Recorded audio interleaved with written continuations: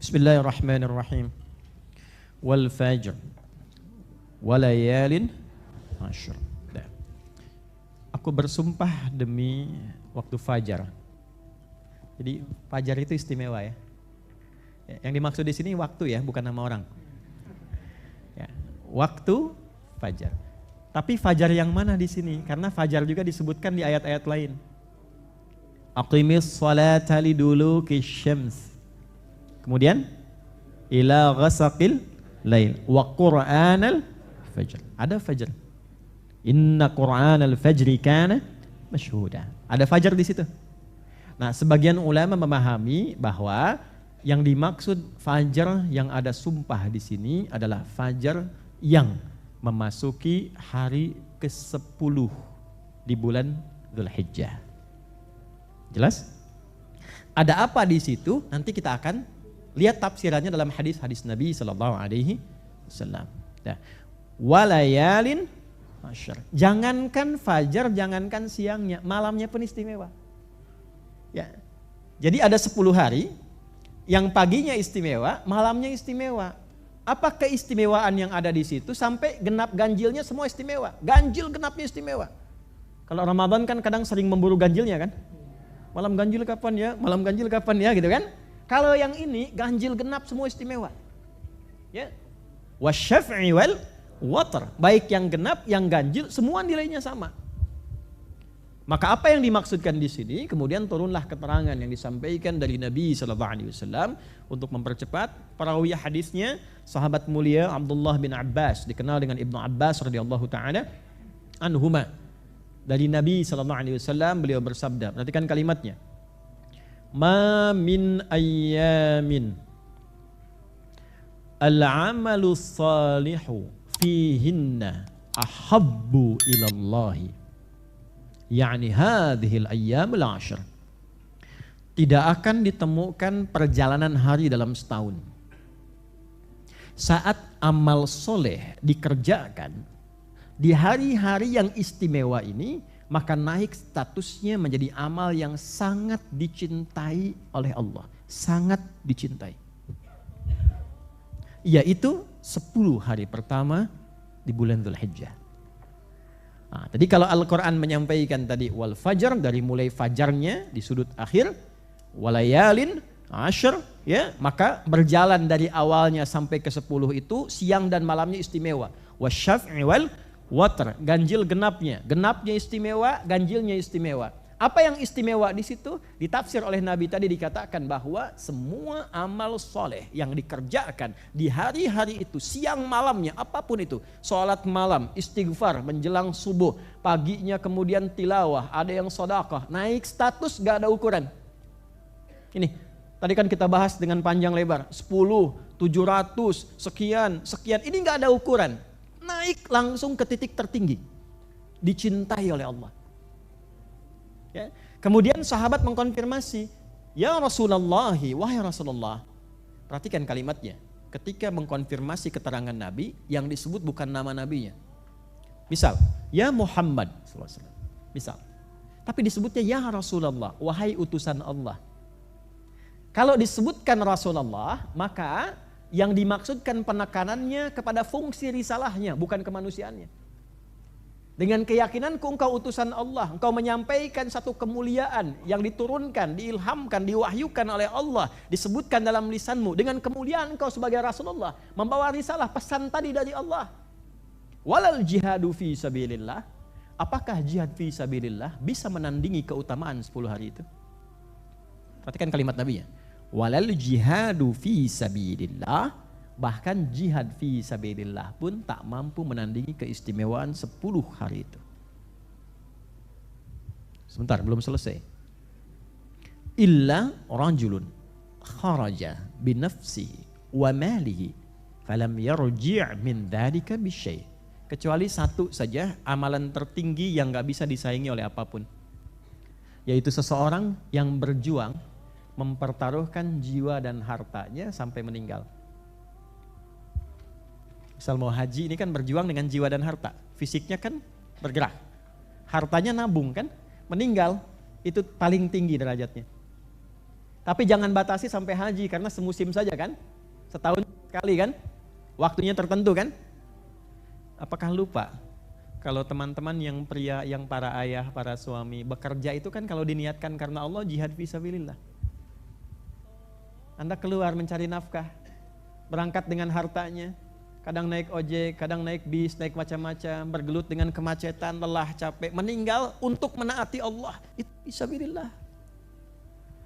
Ibu mengandung, merawat anak. Makanya kalau bisa Bu, kalau bisa dirawat sendiri, jangan titipkan orang. Rawat. Sehingga anak ibu itu tahu Al-Fatihahnya dari lisan ibu. Dibaca sepanjang hidupnya. Kalau ibu duluan meninggal, anak itu baca Al-Fatihah, terang kuburan ibu. Bukan tahu dari orang. Walaupun tidak dilarang. Lancar baca Al-Ikhlas ya dari antum tuh, dari ayahnya. Talakikan walaupun cuma Al-Ikhlas. Supaya ketika dia baca, Anda mendapatkan saat hidup pahala mengalir pada Anda, saat Anda meninggal, itu kuburan menjadi terang karena bacaan anak. Karena Fatihah itu pasti sehari 17 kali. Kalau anak itu sholat, cahayanya dalam. Tidak salah, kalau kita belum punya kemampuan, kita kirimkan pada guru lain, uangnya dari kita kan. Titipkan, berangkat, dapat bagian juga. Tapi niatkan lillah. Ya, kita ini pasti akan pergi. Itu kan sudah dituliskan, pasti meninggal. Coba dipakai logikanya, jangan hanya untuk dunia saja. Kita diberi akal ini, jangkauannya sampai ke akhirat. Kan kalau dunia itu aktif sekali. Kalau pindah ke sini harus begini, omsetnya sekian. Coba omset akhiratnya udah berapa sampai hari ini tuh? Hitungan akhirat, kan nanti ditinggalkan ini. Saat pergi nanti, bekalnya berapa yang dibawa? Coba tabungan akhiratnya dicek tuh. Ya, kan bisa dirasakan itu. Tabungan akhirat cek, wah cuma di bank berapa sekarang, ini berapa pajaknya berapa. Nanti hitungan akhirat udah pernah dicek belum tuh? Ya, amal soleh diambil oleh kesalahan, amal soleh bisa diambil oleh amal salah. Ya, hari ini berzikir, tapi di saat yang sama mencela orang lain, diambil pahala zikirnya diberikan pada yang dicela. Udah pernah dihitung belum? Itu coba dicek. Nah, itu yang kita coba kembangkan, maksimalkan. Ya, jadi pengertian jihad fi sabilillah itu jangan dipahami dalam konteks medan tempur saja. Ya, berjuang membela agama, bela bangsa, bela negara. Kenapa ada bela negara, bela bangsa? Sebab ketika dibela, tenang, nyaman, kita nyaman sholatnya, nyaman ngajinya. Ya, kalau terganggu keamanannya, ngaji susah, sholat gak nyaman. Kenapa akhirnya kemudian bela bangsa, bela negara, bagian dari jihad? Ada resolusinya, karena bertalian, beririsan langsung dengan kenyamanan kita ibadah. Tarik. Nah di luar itu kalau tidak ada itu, maka belajar itu fi sabilillah. Makanya antum belajar yang benar. Ya, niatkan supaya mengalirkan pahala untuk orang tua. Saya menghafal Quran itu supaya ayah saya dapat ketenangan, ibu saya dapat kenyamanan. Niatkan begitu. Itu motivasi paling kuat. Apa cuma bolak-balik kampus nitip absen, ujian minjem catatan teman, apa faedahnya itu? Niatkan ibadah ya akhi. Waktu niatkan ibadah ya, supaya Allah ridha. Ya, supaya ilmunya kepake, bukan ilmu dipakai itu saat ujian, selepas ujian lupa semua. Itu bukan belajar yang baik. Ya, bawa ilmunya, terapkan dalam kehidupan. Nah, ini yang dimaksud jihad fi sabilillah tingkat tertinggi.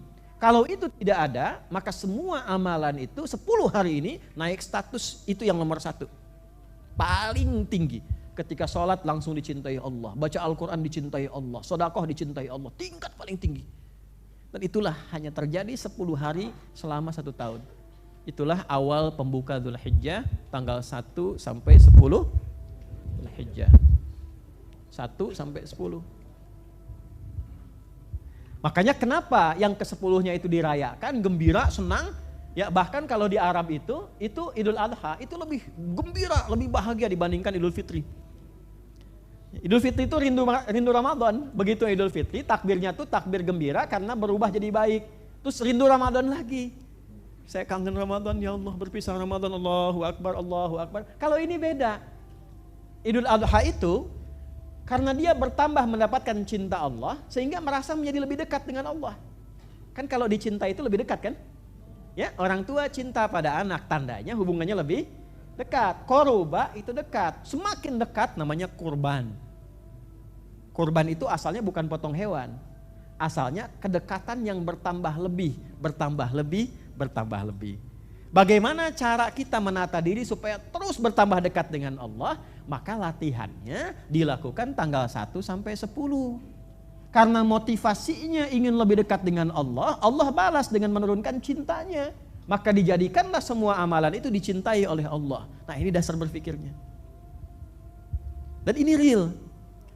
Jadi kenapa berbahagia, senang, Allahu Akbar. Dan takbirnya Umar bin Khattab, memulai takbirnya bukan di hari ke-10, bukan saat maghrib. Hari ke-9 itu ba'da fajar, beliau sudah takbir, saking senangnya. Saking merasanya, 5 menit taqa, saking merasanya cinta dari Allah. Allahu Akbar. Ya. Yang kita kerjakan kan sunnah, ya, dari mulai 10 kan? 11, 12, 13. Ramadan hari ke-1 saja, Syawal kan? Selesai Ramadan, Syawal 1 hari saja. Dzulhijjah tidak, 10-nya takbir, 11-nya takbir, 12-nya takbir, 13-nya kenapa takbir? Karena bahagia semakin dekat dengan Allah dan merasa dicintai Allah. Nanti ada tandanya. Nah, sekarang kita bahas dulu amalan dia. Setelah itu kita masuk kepada tanda seseorang berhasil melakukan amalan ini. Yang di Mekah bagaimana tandanya, yang di sini seperti apa tandanya. Lalu menjaga konsistensi itu minimal sampai kita meninggalkan dunia ini. Itu batas minimalnya. Jelas? Halo, jelas? Baik. Sekarang kita mulai. Bismillah. Jangan khawatir ya. Yang tertinggal nanti kan ada rekaman yang bisa dilihat ulang. Kalau mau baca juga ini ada kitab yang saya bawakan jadi referensi ya. Ini masih murni, Sahih Muslim masih pakai bahasa Arab, gak ada terjemahannya. Oleh karena itu supaya tidak kita baca dan kita terjemahkan ya. Yuk kita mulai. Bismillah.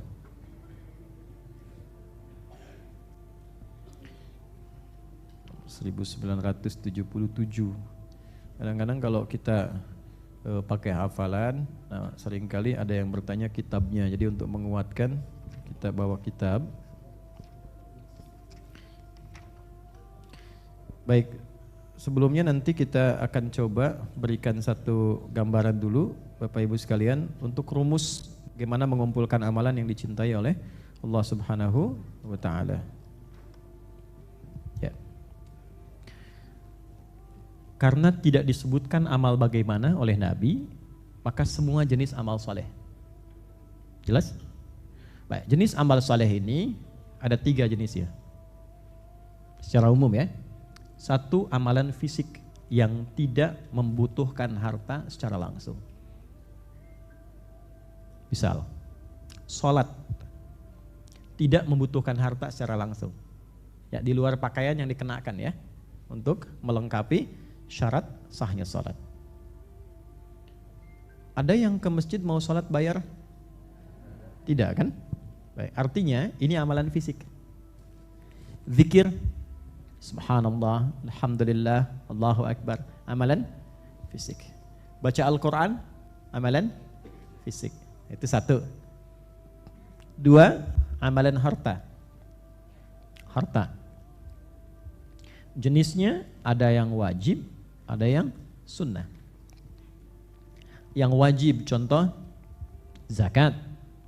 Jelas ya? Kemudian ada infak yang sifatnya wajib, suami kepada istri. Ya. Kewajibannya nanti diikat dengan ikhtiar, dengan usaha. Ada yang sunnah.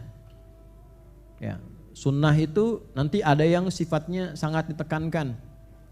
Misalnya infak, ya. Infak itu ada yang ditekankan, ada yang umum itu yang di Al-Baqarah 261, ada yang ditekankan, misalnya infak kepada orang tua 5 golongan di Al-Baqarah 215 yang tadi sempat saya bacakan. Surah 2 ayat 215. Orang tua, kerabat terdekat, anak yatim, orang-orang miskin yang punya pekerjaan tapi tidak memenuhi kebutuhan pokok hidupnya. Lalu orang yang kesulitan di perjalanan, Ibnu Sabil, 5 ini. Yas'alunaka madza yunfiqun qul ma anfaqtum min khairin falil walidain, orang tua. wal aqrabin kerabat terdekat, wal yatama anak-anak yatim, wal masakin orang-orang yang punya pekerjaan tapi tak mencukupi kebutuhan pokok hidupnya, wabnis sabil dan orang yang kesulitan di perjalanan. 5 ini. Jelas? Nah, kemudian nanti orang yang dalam keadaan kesulitan pekat, terzolimi, seperti yang di Palestina, beberapa tempat yang lain dan sebagainya. Nanti ada yang sifatnya dekat, ya, ada yang sifatnya jauh, zawil junubi, jauh. Sudah pelan-pelan. Intinya apa? Yang kedua amalan harta, yang ketika dikerjakan harta keluar. 3, ada amalan fisik dan harta sekaligus. Contohnya haji. Ya, saya sedang bicara di 10 hari pertama ini ya. Contohnya apa? Haji. Haji itu dilakukan fisik dan harta sekaligus. Kalau kita urutkan, cinta Allah turun, amalan fisik cinta turun. Tapi di atas amalan fisik ada amalan harta. Artinya kalau ada orang yang beramal dengan harta, tambah lagi cinta Allah di atas yang pertama. Jelas? Kalau ada orang berhaji, tambah lagi cinta Allah di atas yang pertama, di atas yang kedua. Kalau benar hajinya.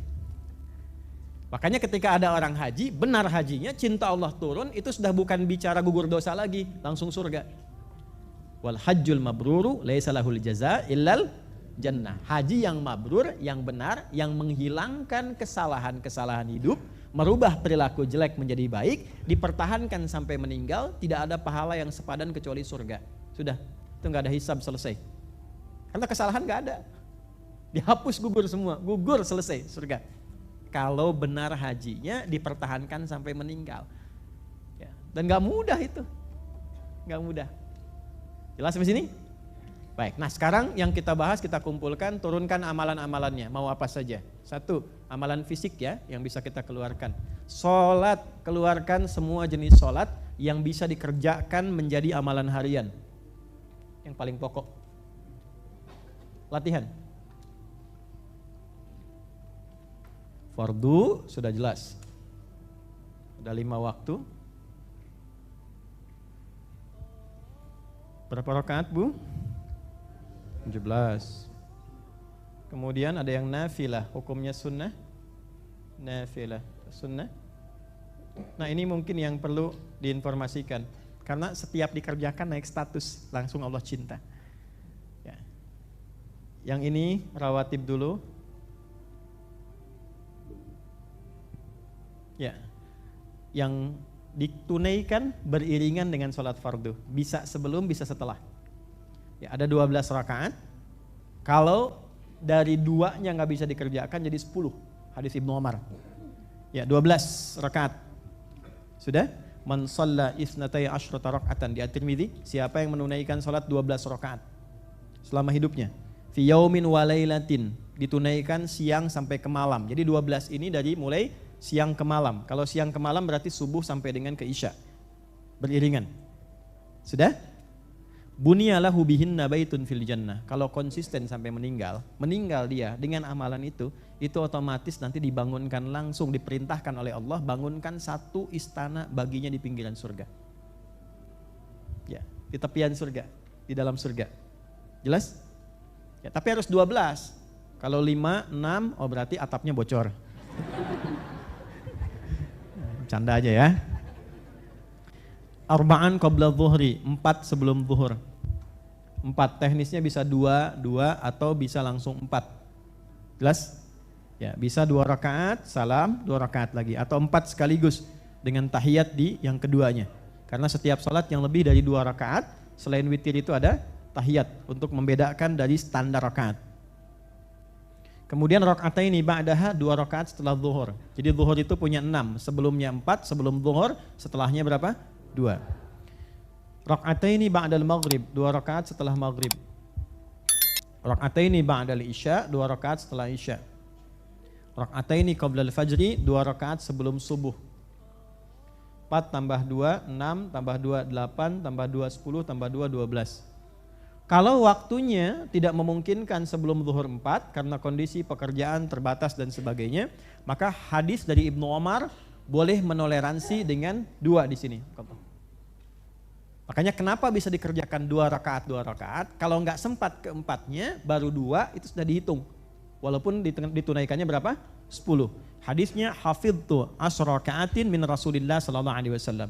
Saya hafal 10 rakaat rawatib yang diajarkan Rasulullah sallallahu alaihi wasallam. Beliau menyebutkan yang sebelum zuhurnya 2 rakaat, selanjutnya sama semua. Yang menarik begini, semua sahabat yang mendengar hadis ini, komennya semua sama. Setelah kami mendengar hadis ini, kami jaga amalan ini sampai akhir hidup kami. Bisa kebayang ya? Nah ini misalnya rawatib. Ada lagi yang mutlak. Ya, tidak terikat dengan waktu, bisa dekat dengan sholat fardu, bisa jauh waktunya dengan sholat fardu. Misal yang dekat. Sebelum asar ada sholat sunnah enggak? Jangan salah. Jangan ngarang. Ada hadisnya dulu. Nah, di hadis Muslim dari Ibnu Umar, kalau rawatib tidak ada. Tapi yang mutlaknya ada. 4 rakaat jumlahnya sebelum asar. Tafsirannya banyak, ada yang enggak kekejar sebelum duhur, 4-nya diganti di situ. Ada tafsiran, tapi terlepas dari tafsiran, hadisnya umum. Rahimallahu mra'an shalla qabla al-'asri arba'an. Ya, rawahu Ibnu Umar, dari Abdullah bin Umar, dari Nabi sallallahu alaihi wasallam. Ya, ada yang di hadis Muslim. Apa kata Nabi? Allah akan menambah rahmatnya, akan menambah kasih sayangnya kepada hambanya yang terbiasa menunaikan 4 rakaat sebelum sholat asar. Ada 4 rakaat sebelum asar.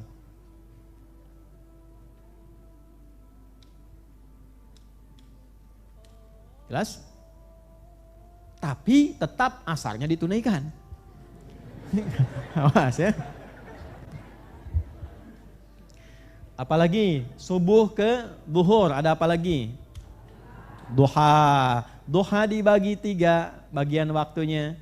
Awal duha dinamakan syuruk. Syuruk itu awal duha. Awal duha itu syuruk. Ya, syuruk. Kalau mau dikonversi ke waktu gampang. 1 jam setelah sholat jadwal subuh itu 1 jam. Kalau mau tambahkan dikit tambah 5-10 menit. Misalnya subuhnya 4.35, tambah 1 jam berarti 5.35, tambah 10 tambah 5 menit, berarti 6 kurang 1/4 sudah bisa syuruk. Jelas pahalanya apa? Masya Allah, senilai haji dan umroh. Ya, bukan haji dan umroh, senilai haji dan umroh. Mau kemana? Haji dulu. Alat. Awas tuh. Jangan salah kesimpulan tuh, ntar besok gak ada yang ke Mekah kalau salah kesimpulan. Ya, senilai haji dan umrah. Senilai itu apa? Nilai haji itu membuat pribadi kita lebih baik. Haji mabrur dari kata birrun. Birrun itu tingkat kebaikan nomor 6. 1 thayyib, 2 khair, 3 ma'ruf, 4 ihsan, 5 sholih, 6 khair. Paham? Ya, ulangi. 1 thayyib, 2 khair, 3 ma'ruf, 4 ihsan, 5 salih, 6 birrun. Birrun itu artinya kebaikan yang didapatkan setelah buruknya hilang. Kesolehan yang didapatkan setelah salahnya hilang. Misal, lisan berkata baik, tapi kebaikannya didapatkan setelah merenungi, mengevaluasi yang salah di lisan. Saya berjanji tidak akan berkata yang tidak baik lagi. Maka dibuanglah yang tidak baik, muncul baiknya. Kebaikan yang muncul setelah buruknya hilang itu birrun namanya. Jelas? Dulu tangan saya nggak baik, saya pengen perbaiki jadi baik. Sehingga tangan berubah jadi baik, itu birrun. Kalau birrun melekat kepada anggota tubuh kita dan digunakan merubah kita menjadi pribadi yang lebih baik, namanya mabrur. Kenapa ada haji mabrur? Karena tingkat keberhasilan orang haji itu bukan diukur dari tempat tinggalnya di mana. Pelayanannya seperti apa? Tidak. Bagaimana ritual haji yang ia tunaikan merubah ia menjadi pribadi yang lebih baik. Dari ujung kepala sampai ujung kaki. Maka itulah yang dilekatkan nama haji pada dirinya untuk menjaga itu, bukan memberikan gelar. Karena ibadah hakikatnya nggak ada gelarnya. Kan sering saya katakan, kalaulah ibadah ada gelarnya, umat Islam tentu akan paling banyak gelarnya. Bapak Billy SHI, sholat haji infak. Kan belum pernah dengar, Pak sholat mau kemana? Nggak ada kan? Ibu infakoh. Yarhamukallah. Nggak ada kan ya? Kenapa haji disebutkan ya haj, ya haj, ya haja? Untuk menjaga sifat baiknya, bukan memberikan gelarnya. Karena ada orang sedang haji, sedang terpisah, kendaraan tertinggal, mulai keluar kata-kata yang kurang baik tuh. Mana sebenarnya mobilnya? Kemana tendanya? Ya haji. Bapak sedang haji, sedang dilatih. Ya, nggak apa-apa, komplain itu tidak dilarang, tapi keluarkan kata-kata yang baik sehingga tidak menggugurkan ritual kebaikan yang sedang dikerjakan. Ya. Dan jangan berlindung di balik kata-kata travel. Bersabar, ini ujian buat Bapak. Bukan yang diuji itu Anda travel. Kenapa nggak jalan? Anda yang diuji, bukan saya. Kalau saya diuji untuk mengikuti ini, tapi ujian Anda menyelesaikan masalah ini. Nah, jadi itu. Tapi cara kita berkomunikasi yang baik ya haji. Setelah haji pengen cepat pulang, koper mulai disusun, mulai keluar kata-kata, ini saya capek. Ah, imigrasi Saudi mengatakan ya haja. Ya, bukan maksudnya Bu Haji, Bu, Ibu baru haji. Sudah merubah Ibu jadi lebih baik. Jangan ditukarkan kebaikan itu dengan ngomel-ngomel. Nanti surganya turun dikit gitu. Jelas ya? Nah, ini maksudnya. Adi itu tingkatan-tingkatannya. Kembali ke sini teman-teman. Ini syuruk nih. Kalau kita kerjakan, man shallal ghadat fil jama'ati thumma yaq'udu yadhkurullaha. Semakin tinggi pahalanya, semakin ada tantangan ibadahnya. Siapa yang sholat subuh berjamaah, ada yang menafsirkan di masjid untuk mengikat laki-laki. Ya, ada yang menafsirkan berjamaah bagi perempuan yang tidak ke masjid. Jelas? Thumma yaq'udu yadhkurullah. Kemudian setelah itu nggak langsung pulang, dia duduk berzikir kepada Allah. Bisa baca Quran, ikut ngaji ta'lim, kalimat thayyibah, sampai tiba awal duha. Dulu jaraknya itu 1 tombak, syuruk. Sekarang kita nggak mungkin keluar dulu ngukur tombak kan? Nah, sudah ada jam. Dilihat, cek, titut, ya, nah, udah masuk syuruk. Kemudian dia sholat, ya, thumma yusalli rak'ataini, kemudian dia sholat 2 rakaat. Fakana alaihi ka ajri hajjin wa umratin. Maka dia mendapatkan pahala semisal haji dan umrah. Sempurna. Semisal. Apa yang dimaksud semisal ini adalah kalau benar sholat syuruknya membentuk karakter dia menjadi lebih baik. Maka dengan kebaikan itu kalau dijaga bisa dapat surga. Gitu. Tapi kalau sholat di An-Nur tetap pahalanya 1. Di Masjidil Haram 100.000, itu yang gak kita dapat. Itu yang gak kita dapatkan di sholat di Masjid Nabi. Sholatnya di tanah kusir, bukan di tanah suci. Ya kan? Tapi substansi menjadi kita dan mendidik kita menjadi lebih baik, kita dapat itu. Itulah yang kita jaga. Bisa nggak orang syuruk merubah dirinya menjadi lebih baik? Itu maksudnya. Jadi bukan berlomba-lomba syuruk jadi adu dalil. Berlomba-lomba syuruk hanya untuk mengejar perlombaan duniawi, tidak. Syuruk yang benar itu merubah pribadi kita menjadi lebih baik. Semangat beraktivitas, semangat kerja, menghilangkan kefakiran, itu kan faedahnya umrah. Makanya kenapa para sahabat banyak berangkat kerja setelah syuruk? Karena motivasi syuruknya dibawa untuk membimbing pekerjaannya. Diberangkat dari masjid, pulang dari masjid. Makanya nyampe rumah aura masjid. Bukan aura kantor. Bukan aura dagang. Aura kantor capek Pak, pulang dari kantor macet. Ya kan? Lampu merahnya kadang lebih lama daripada hijaunya. Ya, jalan disalip kan, bagian kita diambil orang. Nyampe rumah tuh itu yang dibawa ke rumah. Tapi kalau mampir ke masjid dulu, di dekat rumah kita tinggal. Atau di jalan mampir dulu ke masjid, sholat 2 rakaat. Terus berdoa, ya Allah, aku telah berikhtiar mengerjakan apa yang telah Engkau perintahkan, dan aku saat ini memohon kepadamu apa yang telah Engkau janjikan. Jika dengan semua ikhtiarku menaatimu, belum mampu menurunkan rezeki sesuai dengan ridhamu, maka tolong bimbing hamba ya Allah, dengan cara apa lagi hamba berikhtiar menjemput rezeki darimu. Biasakan itu, minta dalam sujud, hati enak. Jadi pulang ke rumah tuh ketemu anak, ketemu istri itu enak. Auranya masjid yang dibawa. Ya, dan anak pun menerimanya juga enak, sambutnya enak. Ayah, papa, dan macam-macam yang lainnya. Ketemunya enak. Dan nanti ada kesabaran di rumah, ketenangan. Dan demi Allah saya katakan, kalau kalimat itu baik dilakukan, dikerjakan, gak ada rezeki yang tertunda. Nggak ada rezeki yang tertunda, dan oleh Allah dicukupkan kebutuhan rumah tangganya. Cukup itu paling enak. Di mana-mana bukan lebih, yang enak itu pas butuh ada, pas perlu ada. Lebih kadang banyak pikiran, Uang lebih kepikiran beli brankas. Mobil lebih kepikiran meluaskan garasi. Kan banyak pikiran. Yang enak itu pas. Pas butuh, ada. Pas perlu, itu paling enak tuh. Ya. Pas masuk alam kubur, ada. Bekal lah, cukup. Ini sholat ya. Nanti yang kedua, sholat di pertengahan duha. Ini kalau ini 2 rakaat, ya. Gak perlu terlampau soleh. Kalau nambah juga gak apa-apa, tapi standarnya 2. Pertengahan duha itu mengganti zikir seluruh tubuh. Karena sejatinya bagusnya tubuh kita berzikir. Pikiran berzikir, telinga berzikir, lisan berzikir. Zikirnya telinga dengar yang baik-baik. Zikirnya lisan berkata yang baik-baik karena Allah. Nah kalau kita ingin menjaga tubuh ini berzikir, maka duha yang pertengahan. Bisa 2 sampai 4 rakaat. Ya, pertengahan itu waktunya setelah syuruk. Ya, kemudian kurang lebih lah 7:30 sampai jam 10 itu pertengahan. Ya terakhir sampai ke akhir duha menjelang zuhur. Maaf saya tambahkan yang pertengahan tadi mengganti zikir di seluruh tubuh. Yang kedua juga mempermudah kelapangan rizki. Bapak ibu yang masih agak longgar kegiatannya sampai ke menjelang zuhur. Misal sampai ke jam 11, 11:04 itu masih ada boleh. Karena habisnya duha munculnya zuhur. Nyambung waktunya. Jelas? Nah ini sampai ke akhir tuh bisa sampai 12 rakaat. Silahkan kalau misalnya pengen sholat lagi tambah, sholat lagi tambah.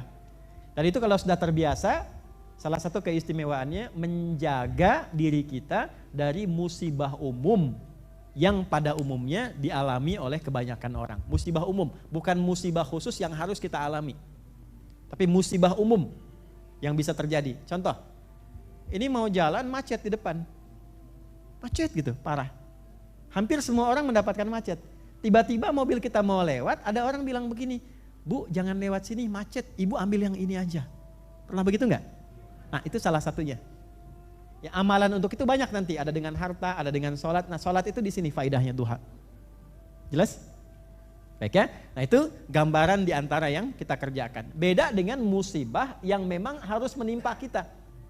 Sebagai konsekuensi dari doa dan ikhtiar kita. Jadi kalau kita minta berdoa dengan A, misal saya berdoa A, nanti tanda dikabulkan doa itu munculnya ujian. Ya, itu tandanya Allah ingin mengabulkan doa Anda. Misal, ya Allah saya besok pengen lulus di kampus ini dengan nilai yang baik. Bagaimana cara menjadikan Anda lulus itu? Maka dikasih ujian dulu. Karena nggak mungkin kalau nggak ujian tiba-tiba lulus. Ya. Bagaimana menguji indikator ya, ukuran keberhasilan lulus Anda itu apa? Kalau nggak ada ujian kan nggak mungkin. Maka Anda diuji dulu, dengan ujian itu Anda belajar kan? Maka ketika Anda lulus ujian, Anda mendapatkan kemampuan baru yang layak digunakan untuk menjawab doa Anda. Sehingga Anda nggak disoal, kok dia bisa lulus ya padahal nggak ujian. Kan? Tapi ketika Anda misalnya ujian, Anda untuk menghadapi ujian itu belajar, Anda menyiapkan diri, begitu lulus di wisuda jadi yang terbaik, orang kemudian mengapresiasi Anda. Pantas, belajarnya juga begitu. Rajin emang, lulus ujiannya seperti itu. Sama persis dengan kehidupan. Antum minta, ya Allah, saya pengen lulus diterima di pekerjaan itu. Tandanya bagaimana? Anda diuji. Berangkat, jalan. Di jalan kadang-kadang kejebak macet. Itu kan? Tiba-tiba mapnya hilang gitu. Diuji dulu. Kadang-kadang kita baru sadar ketika di tujuan, oh ternyata kesiapan ini melatih kesabaran kita ketika wawancara. Lebih tenang. Nah itu yang ilmunya itu perlu kita pelajari dulu. Di Al-Quran itu jelas semua itu. Kebanyakan orang tidak sadar bahwa ujian yang dia alami secara langsung itu akibat dari doanya yang dia sampaikan, pilihan sendiri. Jadi kalau yang mengalami Anda demikian, itu akibat doa yang dimintakan. Saya pengen ini, Allah kasih. Karena nggak mungkin diuji kalau kita tidak membutuhkannya. Tapi rahmannya Allah karena punya kasih sayang tanpa batas, diujinya sesuai kemampuan. Yang kalau tidak mampu nggak mungkin diuji. La yukallifullahu nafsan illa. Nanti kapan-kapan kalau ada waktu yang khusus mungkin bikin materi tentang ujian, fikih ujian dalam Al-Quran. Ya, mesti paham, kalau nggak paham itu nanti keluhannya banyak. Ya Allah kenapa aku yang harus mengalami ini? Ya kata Allah kamu kan yang minta. Kemarin kamu doa sampai nangis-nangis dalam sujud. Ya aku kabulkan. Jalan pengabulan jembatannya ujian. Begitu lewat ujian itu barulah kemudian hadir jawaban. Itu fikihnya. Ya mau bersin sekali, 2 kali, 3 kali, rahmukallah. Gitu ya, tetap diuji juga. Jelas sampai sini? Makanya kalau nggak mau diuji, caranya 2. 1, jangan banyak minta, yang kedua yang meninggal. Tapi nggak mungkin manusia nggak ada permintaan tuh. Dah ini ya, sholat. Terus selesai itu ketemu ke malamnya tahajud. Malamnya apa? Tahajud. Ini mumpung masih ada waktu sampai ke malam Jumat ya. Kita masih dapat ke malam ke-10-nya kan malam Jumat insya Allah. Ya, 10-nya kan hari Jumat ya. Maka dimaksimalkan itu malam. Ya, malam coba bangun. Anak-anak diberitahu, dimotivasi, semangat. Ayo, anak-anak yang kecil-kecil juga ya, yang TK. Ya, kami sampaikan ke anak-anak kami itu. Semangat. Tadi malam Ahmad bangun itu udah mau tidur. Ya, lupa belum sholat maghrib katanya. Ya, padahal belum ada hisab ya kan? Belum balik. Ya, nggak apa-apa, enggak mau sholat maghrib. Dia wudhu, sholat, saya liatin dari belakang, kemudian sudah selesai tidur. Ingatkan, Allah cinta. Ini spesial, Allah cinta. Ya, emang kalau Allah cinta kenapa? Kan biasa anak kecil begitu kan? Nanti kalau Allah cinta, apa yang kita pengen, apa yang kakak pengen, Allah kasih. Ya, nanti dia sholat itu paling indah ketika melihat anak-anak TK itu ya, sholat, ngadep kiblat, habis itu baca Quran, itu melebihi apapun yang pernah diraih. Anda boleh jadi direktur, jadi apapun silahkan, dapat uang sebanyak apapun silahkan. Tidak bisa mengalahkan dengan bacaan Quran yang dibacakan anak-anak kita itu. Ya, yang kecil-kecil tuh saat murajaah, saat baca itu rasanya apa yang diperjuangkan hilang semua. Baik ya. Kemudian Quran, bacaan Quran, sedekah punya agenda ya, walaupun Rp1.000, Rp500, enggak apa-apa, isi aja dulu dengan niat ini mendapatkan cinta Allah. Siapkan sampai hari Jumat nanti, siapkan sehari 1.000 misalnya, nggak apa-apa, nggak harus tampakkan orang, nggak harus bikin status, walaupun sehari 1.000, yang penting ikhlas. Nggak usah, ya, itu sudah nggak ikhlas. Ya, nggak usah nyari amin, like, nggak usah nyari amin, nyari like, nggak usah di Facebook, di Instagram, di mana-mana udah.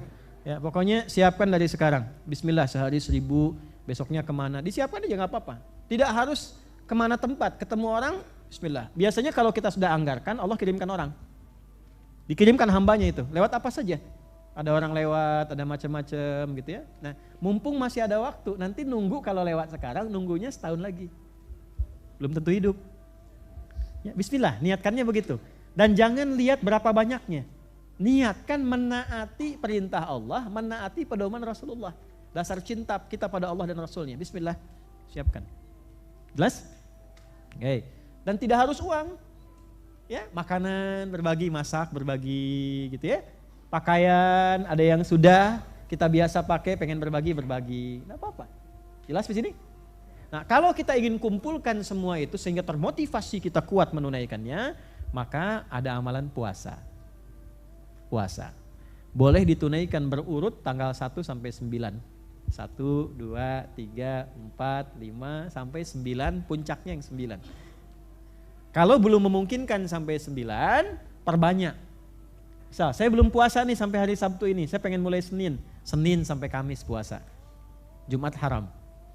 Jumat itu yang 10 Dzulhijjahnya maksudnya. Baik ya? Iya nggak usah ditambah, udah cukup. Cukup. Nah, jadi nanti Senin sampai Kamis, bismillah, Senin puasa, Selasa puasa, Rabu puasa. Dan itu gelorakan di rumah. Ya. Ayah mau puasa, siapa yang mau ikut? Nanti kita buka sama-sama. Ya, bahagiakan sehingga nanti mereka bertanya kapan puasa lagi. Ya, nanti puasa misalnya Anda sambil jalan beli mainan. Nanti saat buka, pintar kakak sudah puasa hari ini, hadiah mainan. Sehingga merasa kenikmatan itu. Ya, gelorakan. Kemudian sambil diisi istighfar, ya, isi zikir yang baik. Nah, kalau tidak memungkinkan agak banyak karena belum terbiasa, maka buru tanggal 9, hari Kamis. Buru tanggal 9 di hari apa? Kamis. Itu hadis sahih, di hadis Muslim, nomor hadis 1162. Nabi menyampaikan dengan jelas, siyamu yaumi arafata anni ahtasibu ala Allahi ayyukaffira sanatil lati qablahu wa sanatil lati ba'dahu. Puasa yang ditunaikan di hari Arafah itu, Waktunya orang wukuf. Jadi yang di sana wukuf, di sini puasa.